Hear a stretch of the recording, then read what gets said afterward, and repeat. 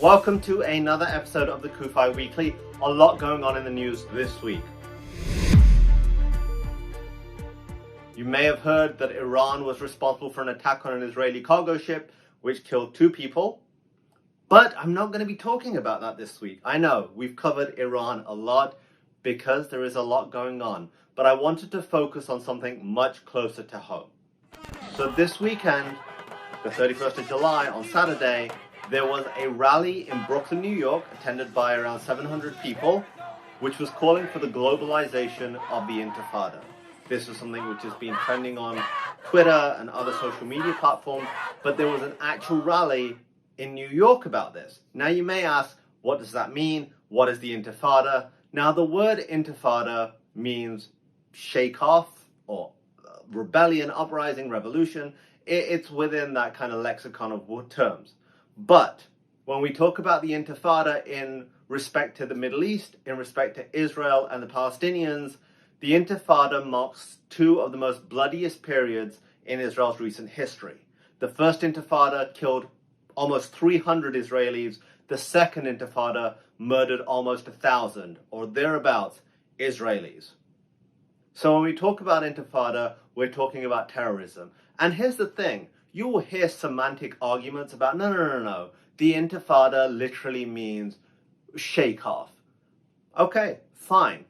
But this isn't what this is about. You could have called this rally anything else. When we talk about blitzkrieg, the word means lightning war. But what do we associate blitzkrieg with?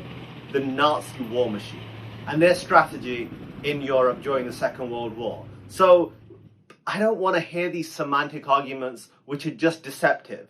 Intifada has meant terrorism when it comes to Israelis. And don't take my word for it. Sadly, most mainstream media aren't reporting on this. I've not seen any mainstream media. I've seen it in Israeli and Jewish newspapers, but not in regular mainstream. But here we were in Brooklyn, New York, and you hear people chanting, "We don't want 2 states, we want it all." You heard people chanting, "Globalize the Intifada." Globalize the killing of Israelis and Jews? In New York City, this is being chanted. A city which knows firsthand the evil and pain of terrorism. This is happening in 2021. And this is what is so disturbing to me. We've heard statements.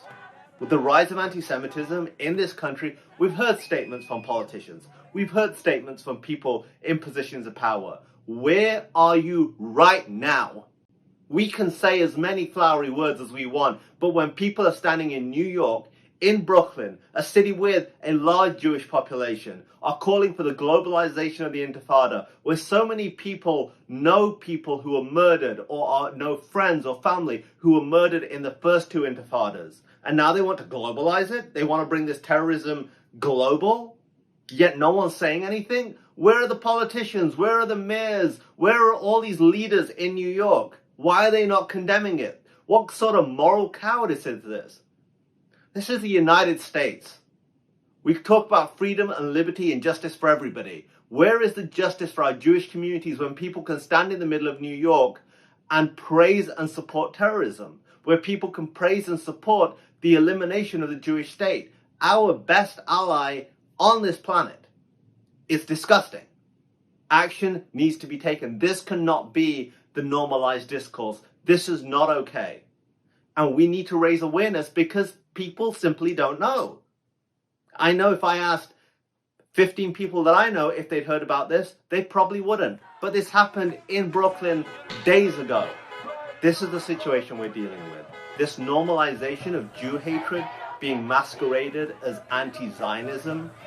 People calling for the destruction of Israel in the middle of New York. Forget about globalizing the Intifada. We need to reduce and eliminate that. We saw what it's done. Devastated lives.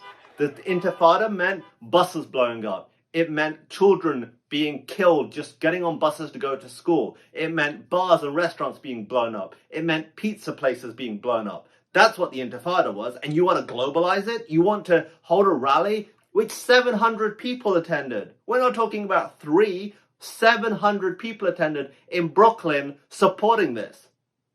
Where is the condemnation? Where is Why not the people who are responsible for this rally being questioned? Like, what is this? In New York, of all places. We need to speak up. We need to stand up. This is not acceptable. Silence is not an option. Cowardice is not an option. Because if we allow this path to continue, if we continue to remain silent, it's not only going to affect us. Think of the country our children are going to grow up in. Think of the country our children's children are going to grow up in. Will it be the same America that we know? The country that has provided safety for so many communities that the Jewish people have called their home? Will it be the same United States that we know and love? A country which has been so accepting to so many communities? When Jewish people were escaping persecution, many came to the United States and rebuilt their lives before the State of Israel existed. Find out more information. Make sure you are looking at the news. If you are not signed up to the CUFI Daily Briefing, make sure you do. Every morning, you will get an email detailing the top news stories. Speak to your friends, share these stories, and speak out. The responsibility is on each and every one of us, not just on me, not just on my colleagues at Christians United for Israel, not just friends and our Jewish community. The responsibility is in every single one of us. And as Christians, we need to be leading the fight against evil in whatever form it comes. So until next week, for Zion's sake, never hold your peace. This is Kasim Hafeez for the CUFI Weekly. God bless.